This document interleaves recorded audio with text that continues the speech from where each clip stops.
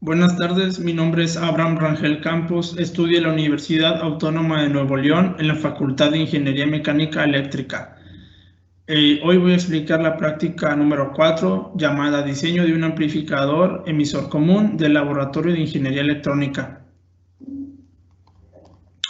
Esta práctica tiene como objetivos diseñar un amplificador emisor común y medir los parámetros del funcionamiento del amplificador. Aquí se nos muestra la lista de material y el equipo necesario para poder realizar esta práctica. Y aquí tenemos el circuito que yo ya me encargué de realizar en Multisim,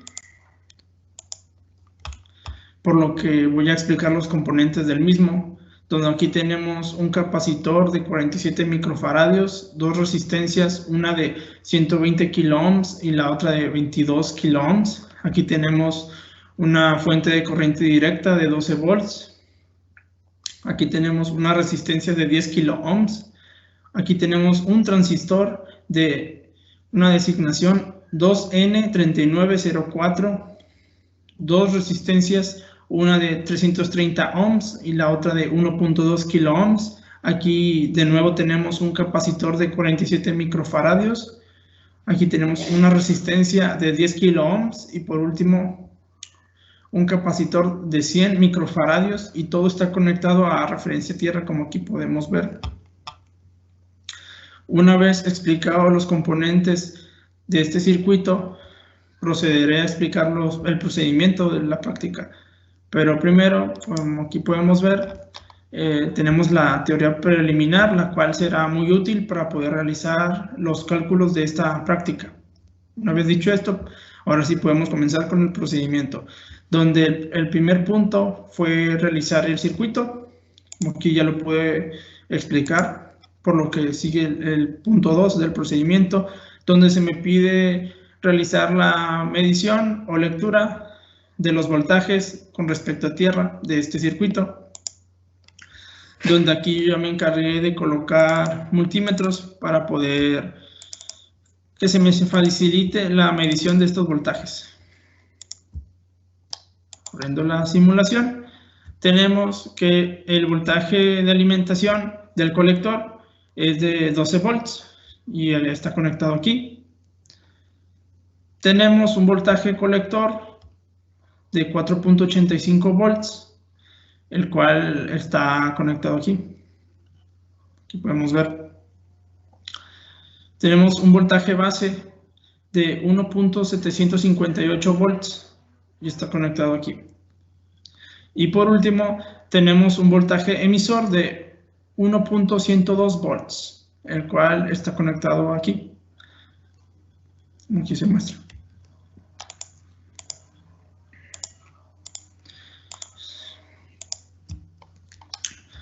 Por lo que después de haber encontrado estos valores y haberlos registrado aquí, procederé a explicar el punto 3 del procedimiento, donde se nos pide observar si estos requisitos que aquí se me presentan son correctos.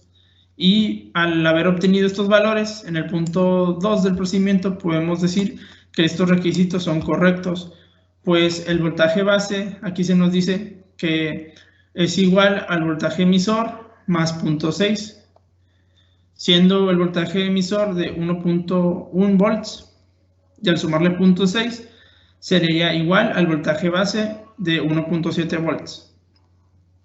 Como aquí podemos ver.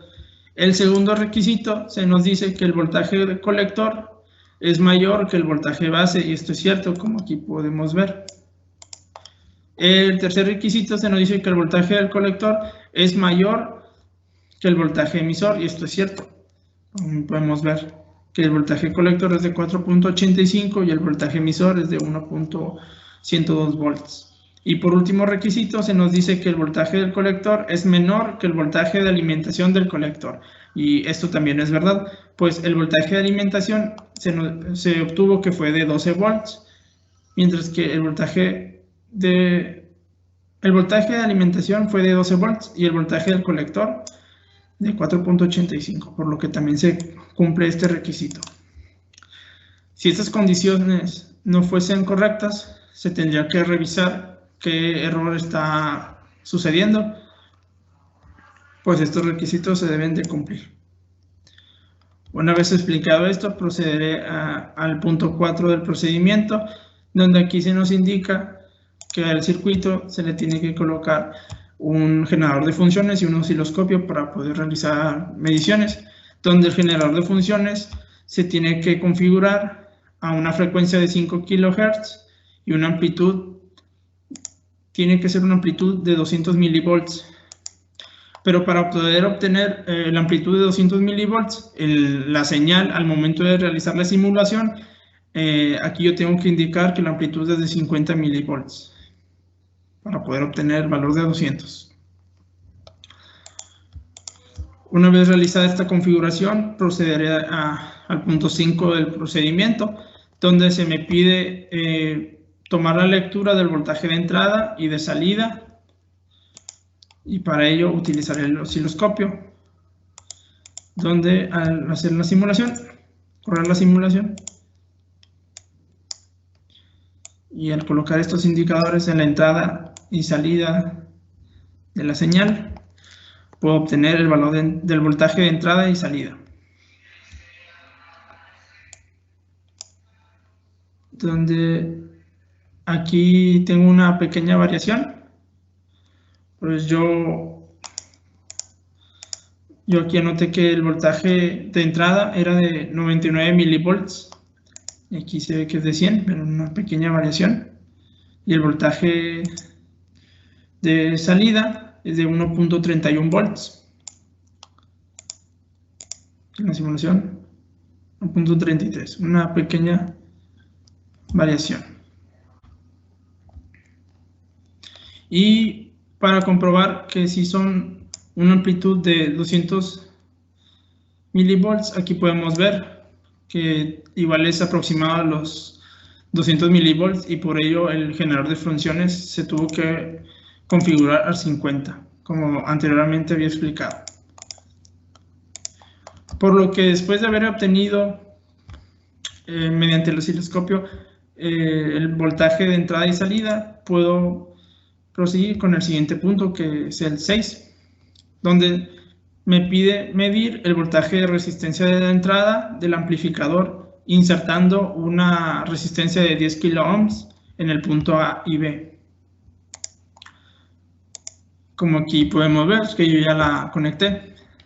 Y aquí se me dice que puedo utilizar un osciloscopio, o si no, con un multímetro en corriente alterna, para obtener el voltaje A y el voltaje B.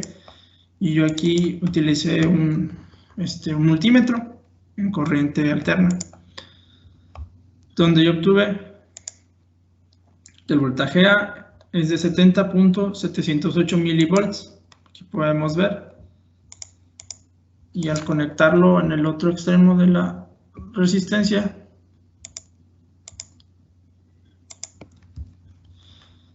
con la simulación, obtener que el voltaje B es de 41.013 milivolts, como aquí podemos ver.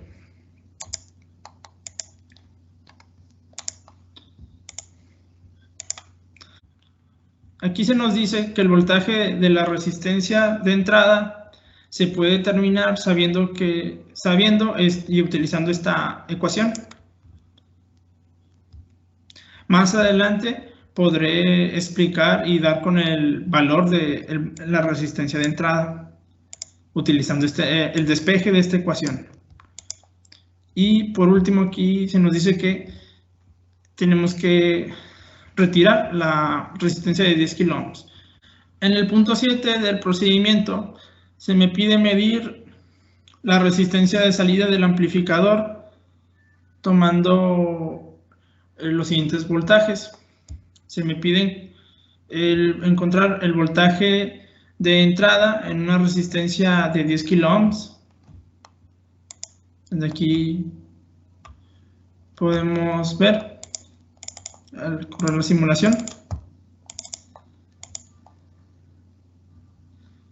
que el voltaje de entrada en una resistencia de 10 kiloohms en corriente alterna es de 950.37 milivolts. Y al cambiar el valor de la resistencia de 10 kiloohms por una de 5 kiloohms, como si me pide, obtenemos que el voltaje de entrada es de 634.6 milivolts. Una vez encontrados estos valores, aquí se nos dice que la resistencia de salida se puede determinar con esta relación que aquí podemos ver. Y al igual que la ecuación del punto 6, en un momento voy a explicar cómo obtener la resistencia de salida en el punto 7. Y con esto podemos finalizar con el procedimiento de la práctica, por lo que ahora procederé a explicar el reporte del mismo, donde aquí, utilizando los datos en la sección de la teoría preliminar, me encargué de realizar operaciones para poder explicarlo más a detalle, como aquí podemos ver. Utilizando los valores de la teoría preliminar que a inicios de la práctica mencioné que sería importante. Por lo que ahora puedo pasar al punto 2 del reporte, donde se me pide determinar el valor de ICQ con los datos obtenidos en el paso 2 del procedimiento. Realizando esta operación, y utilizando los valores obtenidos en el paso 2, tenemos que al restar el voltaje de alimentación del colector menos el voltaje del colector, esto entre RC, que es de 10 kiloohms, obtenemos que ICQ es de 0.715 miliamperes. El punto 3 nos pide determinar el valor de la ganancia del voltaje del amplificador, por lo que utilizando esta fórmula puedo obtener que el valor de la ganancia del voltaje del amplificador es de 13.232 volts. En el punto 4 del reporte se me pide determinar el valor de la resistencia de entrada del amplificador con los resultados del paso 6 del procedimiento, donde en el paso 6 se nos mostraba esta ecuación para poder encontrar el valor de la resistencia de entrada, por lo que al hacer el despeje de esta ecuación puedo determinar la resistencia de entrada del amplificador. Al hacer el despeje y sustituir valores, me dio que la resistencia de entrada es de 13.8114 kiloohms. Aquí podemos ver. El punto 5 se me pide determinar el valor de la resistencia de salida con los resultados obtenidos en el paso anterior del procedimiento, donde en el punto 7 del procedimiento se nos mostraba esta relación para poder encontrar la resistencia de salida. Para poder encontrar la resistencia de salida, yo me encargué de despejar esta ecuación y sustituir datos, por lo que así pude encontrar la resistencia de salida, que fue de 9.90 kiloohms. Ya lo que es el punto 6 y 7 del reporte, se nos volvió a pedir realizar los mismos procedimientos de puntos anteriores. ¿Por qué digo esto? Porque aquí se nos pide nuevamente determinar el valor de ICQ con el paso 3, por lo que yo aquí sustituí valores en esta fórmula y puedo obtener este valor de ICQ. En el punto 7 se me pide determinar la resistencia de salida, que anteriormente ya había encontrado que al momento de despejar y sustituir valores de la ecuación que me habían dado en el punto 7 del procedimiento, el cual la resistencia de salida fue de 9.90 kiloohms. Y esto sería todo por mi parte. Muchas gracias por su atención.